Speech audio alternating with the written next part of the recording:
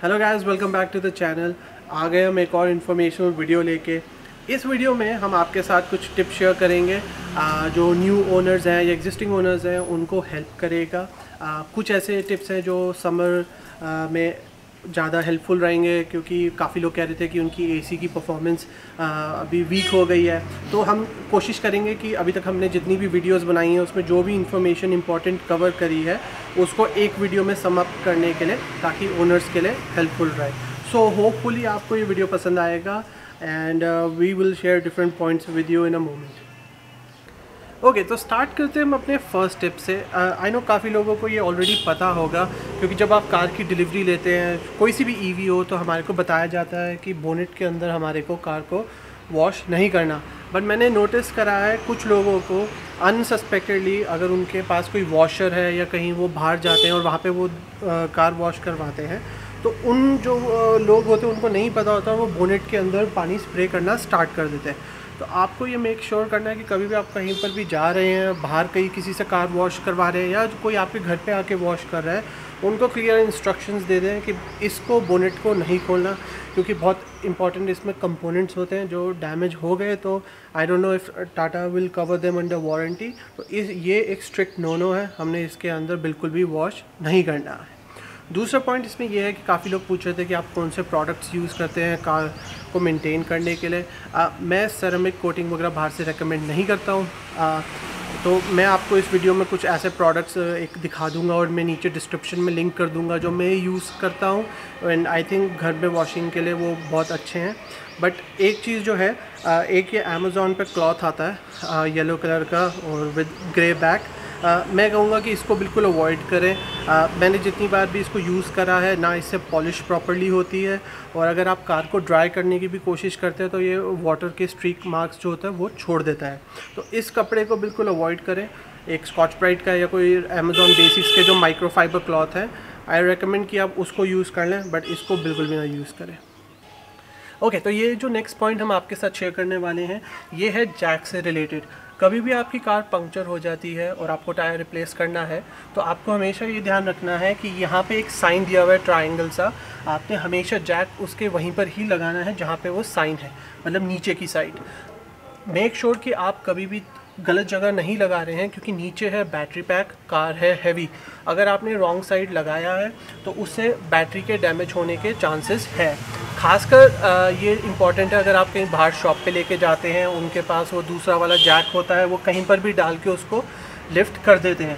तो आपने इस चीज़ पे खास अटेंशन देनी है कि जैक वो प्रॉपर जगह लगे, और क्योंकि वेट ज़्यादा होने से बैटरी पैक पे लोड पड़ सकता है अगर वो रॉन्ग जगह लगेगा। तो ये ऑल फोर साइड्स हैं, तो आप इस चीज़ पे हमेशा ख्याल रखें। सो नेक्स्ट पॉइंट जो मैं आपके साथ शेयर करना चाह रहा हूँ वो वैसे तो काफ़ी एक कॉमन पॉइंट रहता है हर कार में, बट ईवी के लिए वो स्लाइड थोड़ा इंपॉर्टेंट हो जाता है। वो है कि आपको मैक्सिमम टाइम पे अवॉइड करना है कार को डायरेक्ट सनलाइट में पार्क करने के लिए। उसका रीज़न ये है कि जो कार की बैटरी है उसका, लोग कहते हैं कि एक जो बेस्ट टेम्परेचर रहता है ऑपरेट करने का, वो रहता है, कभी कोई कहता है 15 to 35 डिग्रीज टेम्परेचर में, कोई कहता है 0 to 35, तो वो टेम्परेचर रहता है। अगर आपकी कार ज़्यादा देर कहीं डायरेक्ट सनलाइट में खड़ी है तो आप भले ही कैबिन गर्म हो रहा हो, कार का बैटरी पैक भी गर्म हो जाता है। और काफ़ी यूज़र्स ने रिपोर्ट करा है कि कार खड़े खड़े ऑटोमेटिकली एसी ऑन कर देती है बैटरी पैक को कूल करने के लिए, चाहे उसमें चाबी हो या कार स्टार्ट हो या ना हो। ये एक फेल सेफ मैकेनिज़्म है बैटरी को प्रोटेक्ट करने के लिए, और ये खाली नेक्सॉन या इंडियन ईवीज़ में नहीं, ये ग्लोबली है। टेस्ला में भी कैबिन ओवरहीट प्रोटेक्शन सिस्टम होता है ताकि कंपोनेंट्स ख़राब ना हो जाए। तो इसलिए मेक श्योर कि आप कभी भी कार को डायरेक्ट सनलाइट में नहीं खड़ी कर रहे हैं, किसी शेड के नीचे खड़ी कर रहे हैं जब भी पॉसिबल हो। और दूसरी चीज़, अगर कार ज़्यादा देर धूप में खड़ी रहेगी और आप अगर उसको ड्राइव करना स्टार्ट भी करेंगे तो आप इमीडिएटली देखेंगे कि एसी एकदम कूल करना स्टार्ट नहीं करेगा, वो पहले बैटरी पैक को थोड़ा ठंडा करेगा। जब उसका टेम्परेचर कंट्रोल हो जाएगा तब आप देखेंगे कि अंदर उसकी कूलिंग की इफेक्टिवनेस बढ़ेगी। सो इस चीज़ को आप हमेशा माइंड में रखें। कहीं पर भी पार्किंग स्पॉट देख रहे हैं कि अगर किसी शेड के नीचे खड़ा कर सके तो वो हमेशा एक प्रायोरिटी होनी चाहिए। ओके गाइस, तो जो नेक्स्ट स्टेप है वो है एयर कंडीशनिंग से रिलेटेड। समर टाइम में एसी ही एक ऐसी इंपॉर्टेंट चीज़ है जो हमारे को चाहिए कि वो प्रॉपर्ली वर्क करे और कूलिंग पूरी इफ़ेक्टिव हो। उसके लिए मैं कुछ चीज़ें फॉलो करता हूँ जो मैं आपके साथ शेयर करूँगा और आई एम श्योर वो हेल्पफुल रहेंगी आपके लिए। फर्स्ट ऑफ ऑल बात करते हैं एयर सर्कुलेशन की। तो जैसे ही आप कार में बैठते हैं, चाहे सुबह या कहीं बाहर कार पार्क्ड है उसके बाद, तो अगर कैबिन आपका वार्म हो जाता है तो उस केस में अगर आप डायरेक्ट एसी ऑन करेंगे तो आप देखेंगे कि बहुत टाइम लगता है कार को एकदम एयर को कूल करने के लिए। तो उस केस में मैं क्या रेकमेंड करता हूँ कि चाहे आप दिन में पहली बार स्टार्ट कर रहे हो कार, या कभी भी आप एकदम कहीं पार्क करके वार्म एरिया में निकल रहे हैं, तो आपको क्या करना है, सबसे पहले कार को हटाना है रीसर्कुलेशन मोड से। जैसे आप रीसर्कुलेशन मोड से हटा देंगे, उसके बाद आप अगर एसी ऑन करते हैं, आई रिकमेंड कि आप इसमें एसी को बंद कर दें, ठीक है। और एयर का फ़्लो बढ़ाना है तो एयर का फ़्लो बढ़ा दीजिए और थोड़ा विंडोज़ को थोड़ा थोड़ा खोल दीजिए। उससे क्या होता है कि अंदर जितनी भी हॉट एयर होती है वो बाहर को पुश होती है, और जो सिस्टम में भी थोड़ी एयर रह जाती है वो भी बाहर को पुश हो जाती है। तो उससे क्या होता है कि एकदम कूलिंग में इजी हो जाता है एसी कंप्रेसर के लिए। तो आप क्या करेंगे कि जैसे ही वो कूलिंग क्या कहते हैं, हॉट एयर बाहर आ जाती है और आपको लगता है कि अंदर हवा का जो टेम्परेचर है वो स्टेबल होता जा रहा है, तो आप उसके बाद क्या करेंगे कि आप अपना एसी ऑन कर दीजिए यहाँ से, और फिर इसको इस वाले जो सिंगल मोड है इस पे सेट कर दीजिए। तो इससे क्या है, क्योंकि नेक्सॉन में बहुत सारी वेंट्स हैं, ईवी में हो या चाहे रेगुलर में भी, आई डोंट नो, तो बहुत सारी वेंट्स हैं, तो एयर फ्लो डाइवर्ट होता है। अगर आप अकेले कार में हैं तो आप ही को फटाफट कूलिंग चाहिए, तो आई रिकमेंड कि आप उसको उस मोड पे रखें। जब कार थोड़ी ठंडी हो जाती है तो चाहे उसके बाद आप इसको वापस रीसर्कुलेशन मोड पे कर दीजिए। तो इससे क्या है कि सारा एयर फ्लो आपकी तरफ होगा। सेकेंडली, अगर आप कार में अकेले हैं, आप कार पूल नहीं करते हैं, या आप अकेले वर्क पे जा रहे हैं कहीं पर और आपको फार लेफ्ट जो पैसेंजर साइड वाली वेंट है उसकी ज़रूरत नहीं है कूलिंग की, तो आप उस वेंट को बंद भी कर सकते हैं। उससे क्या हो जाएगा कि जब आपने सिंगल फेस की तरफ एयर डाइवर्ट कर ली है तो सिर्फ जो मेन हवा है आपके लिए वो इन तीन वेंट से आएंगी, जो सेंटर की और जो ड्राइवर साइड की है, तो उससे एक इफ़ेक्टिवनेस और बढ़ जाती है। रियर वेंट्स इसकी क्लोज नहीं होती हैं, तो एक ही वेंट है तो इतना कोई फ़र्क नहीं है, बट अपने आप को फटाफट कूल करने के लिए आई रिकमेंड कि आप ये स्टेप फॉलो करें। एक चीज़ और जो इम्पोर्टेंट है कि जो सनरूफ़ है, ठीक है, उसको हम खोल के रखते हैं कि अंदर लाइट आए, बट मैं क्या करता हूँ गर्मियों में शेड को बंद रखता हूँ, क्योंकि उससे क्या होता है कि जो ग्लास है वो काफ़ी गर्म हो जाता है और कार के अंदर और हीट लगती है। पर अगर शेड हम बंद कर देते हैं तो उसकी क्योंकि फैब्रिक है उसकी वजह से कार के अंदर टेम्परेचर जल्दी कूलिंग में अफेक्ट करता है। बट रिगार्डलेस जो भी हो, कभी अगर कार की बैटरी पैक ज़्यादा गर्म हो जाएगा तो बीच बीच में आप देखेंगे कि एसी कट हो जाता है। वो नेक्सॉन में एक नॉर्मल इंस्टेंस है, आई डोंट नो और ईवीज़ में होता है नहीं होता, I hope Tata next version में उसको ठीक करे। बट ओवरऑल कार का एसी बहुत अच्छा है, परफॉर्मेंस बहुत अच्छी होती है, तो it shouldn't be a problem. So next point जिसके बारे में हम बात करेंगे वो है TPMS से रिलेटेड। अगर आपके पास नेक्सॉन EV है या कोई और भी EV है जिसमें TPMS इक्विप्ड आता है, तो मेक श्योर कि जब भी आप कार में एयर प्रेशर चेक करवाएं, जो है नेक्सॉन के लिए 32 PSI, तो आप कार की सेटिंग्स में जाके TPMS सेंसर को एक बार रीसेट कर लें। उससे क्या होता है कि जैसे आप कार ड्राइव करेंगे, सेंसर अपने आप को कैलिब्रेट कर लेता है, एयर प्रेशर के हिसाब से वो चेक कर लेता है कि किस में कितना है, और कभी भी अगर वो प्रेशर ड्रॉप होगा then it will throw you a warning कि जो टायर प्रेशर्स है वो कम है। सो ये भी इम्पॉर्टेंट रहता है समर टाइम में खासकर, तो मेक श्योर कि आप हमेशा इसको कैलिब्रेट करके रखें जब भी आप एयर प्रेशर चेक करवाएं। तो रीजन को बेसिकली कैसे यूज़ करना है, क्योंकि जो न्यू यूज़र्स हैं उनके लिए वो एक वो हो जाता है कि गाड़ी बहुत ज़्यादा एक्सेलरेट करती है, ऐसे हल्का सा एक्सेलरेट करना है और जैसे ही ढाल आना शुरू हो जाए हमने उसको छोड़ देना है। तो उससे आप देखेंगे कि रीजन हो रहा है, और अगर आप ब्रेक भी अप्लाई करेंगे एक्स्ट्रा तो वो आपका और ज़्यादा रीजन हो जाएगा। बट हमने यही प्रैक्टिस करना है कि कभी भी कहीं डाउन हिल आ रहे हैं, जैसे बॉम्बे में अगर जो लोग रहते हैं उनके लिए आई थिंक लोनावला वगैरह के घाट्स होते हैं, तो बस बहुत जेंटल एक्सेलरेट करना है कि वो आप देखेंगे ग्रीन बार ऊपर पिक भी नहीं हो रहा है, और हम जैसे ही ढाल आ रहा है हम उसको डी एक्सेलरेट कर रहे हैं तो उसमें वो रीजन वाला बार बढ़ रहा है। तो ये एक प्रैक्टिस के साथ धीरे धीरे आएगा आपको, इसमें कोई एकदम रश नहीं है। तो अभी आप देखेंगे जैसे अभी मैंने अगर ज़्यादा एक्सेलरेट करा है तो उसमें वो ग्रीन आया, अब मैंने छोड़ दिया तो ये मेरा रीजन होता रहेगा। ठीक है, तो ये धीरे धीरे आपका अपने आप सेकंड नेचर बन जाएगा। सेम अगेन मैं धीरे इसको कर रहा हूँ, ढाल मोड़ आया, मैंने छोड़ दिया, ये ब्रेकिंग का भी काम कर रहा है एंड अगेन रीजन भी हो रहा है। तो इस तरीके से आप इसको मैक्सिमाइज कर सकते हैं। ढाल पे सबसे अच्छी चीज़ ये है कि अगर आप एक स्टेडी अपना फुट रखेंगे स्पीड पे, आप देखेंगे कि अभी वो ग्राफ जो है वो फ्लैट होता जा रहा है धीरे धीरे। ठीक है, और मैं इतनी पावर भी यूज़ नहीं कर रहा हूँ। आप इको वाला बार देखेंगे वो ज़्यादा ऊपर भी नहीं जा रहा है। ठीक है, बट कार एक्सेलरेट कर रही है, और जैसे ही ये ढाल आ जाता है अगेन मैंने छोड़ दिया है, तो ये फिर से अब मेरा रीजन होना स्टार्ट हो गया है। ये देखिए, तो रीजन को हमने मैक्सिमम ब्रेकिंग की तरह यूज़ करना है और ब्रेक्स कम से कम यूज़ करनी है। और अगर कभी ज़्यादा आपको लगता है कि नहीं कार स्लो हो रही है, तब हम उसको ब्रेक को भी अप्लाई कर सकते हैं। पर जो ये हमारा बेसिक स्टेप रहता है रीजन को प्रॉपरली यूज़ करने का। तो गाइस अब बात करते हैं रीजन की। रीजन में आपको एक चीज़ ध्यान रखना है कि जब आपकी कार 100% चार्ज होगी तो आप नोटिस करेंगे कि ड्राई मोड में भी कार थोड़ा फ्री चलती है और वो रीजन नहीं होता। उसका रीज़न ये होता है कि ऑलरेडी बैटरी पैक फुल है, उसमें जगह नहीं है एनर्जी जाने के लिए। तो 100% पे अगर आप करेंगे भी तो वो गाड़ी रीजन नहीं करती।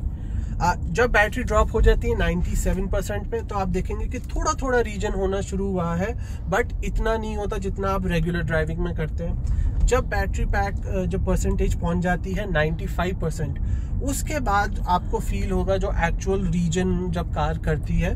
तो जो हम नॉर्मल लोकल ड्राइविंग में जब बैटरी परसेंटेज लो होती है, वो वाला जो रीजन है वो आपको 95% के बाद देखने को मिलेगा।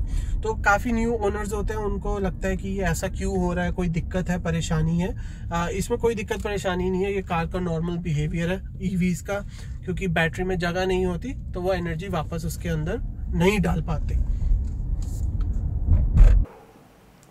Okay guys, so hopefully so far जितने भी मैंने आपके साथ पॉइंट शेयर करे हैं वो यूज़फुल रहे होंगे। अब बात करते हैं, जो फाइनल कैटेगरी मैंने इसमें रखी है वो है बैटरी के बारे में। काफ़ी मिस इन्फॉर्मेशन है इंटरनेट पे अबाउट बैटरीज, जो भी चाहे यूट्यूब पे हो। कोई कह रहा था कि 3 साल बाद आपको बदलवानी पड़ेगी, 7 साल बाद बदलवानी पड़ेगी।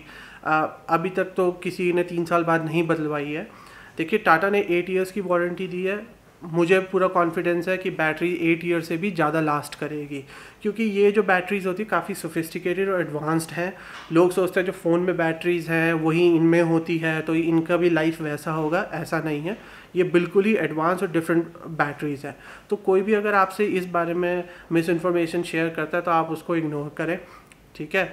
और अब बात करते हैं कि हम अपनी तरफ से अपनी बैटरीज़ को कैसे मेंटेन कर सकते हैं, उसकी हेल्थ, और जितना प्रोलॉन्ग हो सके उसको कैसे हम एक्सटेंड कर सकते हैं। उसका सबसे पहले बात करते हैं चार्जिंग की। जब भी हम चार्ज करते हैं हमारे दिमाग में होता है कि क्या हमें रोज़ 100% चार्ज करनी चाहिए या कभी कभार करनी चाहिए, तो उसके अराउंड काफ़ी कन्फ्यूजन है। तो बेसिकली टाटा के मैंने 2 वीडियोस देखे हैं। एक में उन्होंने कहा है कि एटलीस्ट वंस अ वीक आप फुल चार्ज करें, और एक में उन्होंने कहा कि 14 डेज़ में एक बार आप ज़रूर चार्ज करें। तो हम ये मान के चलते कि एटलीस्ट 14 डेज़ की विंडो है जिसमें एक बार हमारे को फुल चार्ज करना पड़ेगा। अब आप क्या कर सकते हैं, अब ये आपके पूरे ड्राइविंग स्टाइल पे और चार्जिंग पैटर्न पे डिपेंड करता है। फॉर एग्जांपल, आप बहुत ज़्यादा फास्ट चार्जिंग करते हैं क्योंकि आप ट्रैवल ज़्यादा करते हैं, उस केस में आई रिकमेंड कि अगर आप 2 या 3 बार फास्ट चार्जिंग कर रहे हैं तो once a week make sure कि आप अपनी कार को 100% तक स्लो चार्ज ज़रूर करें। अगर आप घर में ज़्यादा चार्ज करते हैं और इतना आपकी फ़ास्ट चार्जिंग होती नहीं है, देन आई एम श्योर कि आप उसको थोड़ा एक्सटेंड भी कर सकते हैं अगर आपके पास टाइम नहीं है। बट 14 डेज, विदिन 14 डेज़ आप एक बार तो ज़रूर उसको 100% तक चार्ज करें। और सेकंड पॉइंट इसमें यह है कि मेक श्योर कि जो बैटरी का लेवल है वो 20% से आप हमेशा ज़्यादा रखें। ऑफ कोर्स रोड ट्रिप कर रहे हैं या कभी आप ड्राइव ज़्यादा कर रहे हैं तो 20% से नीचे आ सकता है, बट उसको उसी ब्रैकेट में ज़्यादा टाइम ना रखें। होता क्या है कि कार के अंदर, बैटरी पैक के अंदर बहुत सारे सेल्स होते हैं, और हम एग्जांपल इनका लेते हैं, ये नहीं होते, दूसरे होते हैं, but just to understand better. तो सेल्स में क्या होता है, जब भी आप कार ड्राइव कर रहे हैं तो जो बैटरी मैनेजमेंट सिस्टम है या एल्गोरिदम जो वर्क कर रहे हैं वो क्या करते हैं, जब भी आप एक्सेलरेट कर रहे हैं तो वो डिफरेंट सेल से डिफरेंट पावर एक्सट्रैक्ट कर रहे हैं। कई बार क्या होता है, एक सेल का पावर लेवल ड्रॉप हो जाता है, तो फिर BMS उससे पावर एक्सट्रैक्ट करने की बजाय जिस सेल में ज़्यादा पावर होती है उससे एक्सट्रैक्ट करता है। ये जो चीज़ होती है कि ये सेफ्टी के लिए होता है, क्योंकि अगर बैटरी के अंदर पूरा सेल जो है वो डिप्लीट हो जाए चार्ज उसका, तो वो सेल डैमेज होने के चांसेस रहते हैं। तो उस चीज़ को अवॉइड करने के लिए इसमें बैटरी मैनेजमेंट सिस्टम होता है जो इस चीज़ को मॉनिटर करता है। तो जब हम कहते हैं कि हम 100% तक चार्ज करना चाहते हैं, उसमें क्या होता है, तो बेसिकली यही हो रहा है कि जब आप कार को स्लो चार्ज कर रहे हैं तो वो धीरे धीरे इन सारे सेल्स की जो पावर है उसको एक लेवल पे ला रहा है और उनको बैलेंस आउट कर रहा है। तो इसलिए बैटरी की हेल्थ के लिए ये सेल बैलेंसिंग बहुत ज़रूरी है। तो आप अपने आप डिसाइड कर सकते हैं, अगर आपके पास टाइम होता है तो मेक श्योर कि आप वीक में एक बार तो कर ही लें स्लो चार्ज फुल। उससे ये है कि आपकी बैटरी की लाइफ प्रोलॉन्ग्ड रहेगी। तो ये तो इसमें एक इम्पॉर्टेंट पॉइंट है। एंड देन अब मूव करते हैं नेक्स्ट पॉइंट पे, वो है कि न्यू ओनर्स के लिए थोड़ा ये होगा कि आप नोटिस करेंगे नेक्सॉन EV में कि कई बार अगर आपने स्लो चार्ज भी करी है तो 95% तक जाती है और उसके बाद वो कई बार एकदम 100% हो जाती है। तो काफ़ी ओनर्स को लगता है कि इसमें कुछ इशू है, अभी तो ये 95% थी अब एकदम 100% हो गई, ये क्यों हो रहा है। बेसिकली उस टाइम क्या हो रहा है, क्योंकि जो सेल बैलेंसिंग होती है वो उस टाइम पे जो एल्गोरिदम्स हैं या BMS है वो वर्क कर रहा है उस बैटरी पैक को बैलेंस करने में। बट क्योंकि अगर आप ज़्यादातर स्लो चार्ज करते हैं तो इतना उसको मेहनत नहीं करनी पड़ती उसको ऊपर लाने में। तो अगर वो देखता है कि ऑलरेडी सेल बैलेंस्ड है तो वो आपको एकदम 100% चार्ज दिखा देगा। तो उसमें कुछ गलत नहीं है। आप नोटिस करेंगे यूजुअली जब आप फास्ट चार्ज करके आते हैं या करते हैं उसके बाद जो 95 से 100% का टाइम है उसमें थोड़ा ज़्यादा टाइम लगता है। तो अगेन ये पूरा BMS के ऊपर डिपेंड होता है कि वो कैसे उसको बैलेंस कर रहा है। तो इसमें आपने कभी भी ये नहीं सोचना कि कार में कोई इशू है या बैटरी पैक में इशू है, वो कभी भी किसी भी टाइम पे वो हो सकता है। तो उसके लिए आप कभी भी अपने आप को कंसर्न ना हो। ओके गाइस, तो अब हम आ गए हैं अपने फाइनल पॉइंट पे जो बैटरी से रिलेटेड है। हमें ये समझना है कि बैटरी के लिए जो सबसे बैटरी का दुश्मन है वो है हीट। तो टाटा ने काफ़ी मैकेनिज़्म सेफ गार्ड करने के लिए उसको लगा रखे हैं, but what we can do कि हम अपनी बैटरी लाइफ को एक्सटेंड कर सकें, बैटरी को प्रोटेक्ट कर सकें, उसमें ये है कि कभी हम अगर एक्सट्रीम वेदर में कार चला रहे हैं, जब बहुत गर्मी है, जैसे बेंगलोर है, मुंबई है, दिल्ली है, जहाँ टेम्परेचर 40+ पहुंच जाते हैं और बैटरी काफ़ी हीटअप हो जाती है, तब आप कोशिश करिए, अगर आप रोड ट्रिप पे नहीं हैं, अगर आप वहाँ से अपना ऑफिस से ड्राइव करके घर आए और आपको लग रहा है कि कार काफ़ी गर्म है या, तो आप क्या कर सकते हैं कि थोड़ी देर का ब्रेक लेके उसके बाद कार को चार्जिंग पे लगाएं, ताकि बैटरी का जो टेम्परेचर है वो थोड़ा नीचे आ जाए, कूल डाउन हो जाए, और उसके बाद आप थोड़ी देर बाद आई थिंक 10, 15, 20 मिनट्स बाद आप उसको चार्जिंग पे लगा सकते हैं। जब हम रोड ट्रिप करते हैं और हमारे को फास्ट चार्ज करना होता है तो कई बार पॉसिबल नहीं हो पाता, बट उसमें भी ये होता है कि हम कार को पार्क करते हैं, जितनी देर में हम चार्जिंग सिस्टम को इनिशिएट करते हैं उसमें थोड़ा टाइम मिल जाता है। बट कोशिश हमने ये करनी है कि व्हेनेवर पॉसिबल, अगर काफ़ी वार्म इन्वायरमेंट में हम कार को चला के आए हैं तो थोड़ा ब्रेक दे दें, बैटरी को थोड़ा कूल डाउन हो जाए और उसके बाद हम उसको चार्जिंग पे लगाएं। ये एक लास्ट पॉइंट था जो मैं आपके साथ शेयर करना चाहता था। होपफुली आपको ये वीडियो पसंद आया होगा। कोई भी क्वेश्चंस हो, मैं हमेशा कोशिश करता हूँ उनको आंसर करने की, तो कभी भी कोई क्वेश्चंस हो प्लीज़ आप कमेंट बॉक्स में हमें बताएं, और प्लीज़ चैनल को सब्सक्राइब करें। हमारे सब्सक्राइबर व्यूज़ तो बहुत अच्छे आते हैं बट सब्सक्राइबर स्लोली ग्रो कर रहे हैं, तो हम चाहते हैं कि हम और टाटा या और ब्रांड्स को अप्रोच करें। तो अगर हमारे पास एक अच्छा सब्सक्राइबर बेस है then I am sure they will take us more seriously. तो अगर आप सब्सक्राइब कर सकें तो प्लीज़ सब्सक्राइब करें। अब हम एक और हिमाचल में रोड ट्रिप करने वाले हैं, सो विल मेक श्योर कि हम उसमें भी आपके साथ और इन्फॉर्मेटिव चीज़ें शेयर करें। So again guys, thank you so much for supporting us, and we will see you in the next video. Take care.